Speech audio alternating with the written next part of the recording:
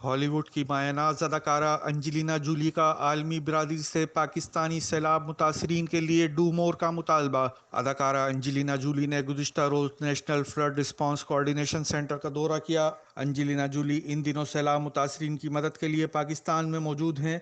National Flood Response Coordination centre के दौरे के दौरान बातचीत करते हुए अदाकारा ने कहा कि जिन जिंदगियों को बचाया गया इनसे बात, मगर वो अभी महफूज नहीं।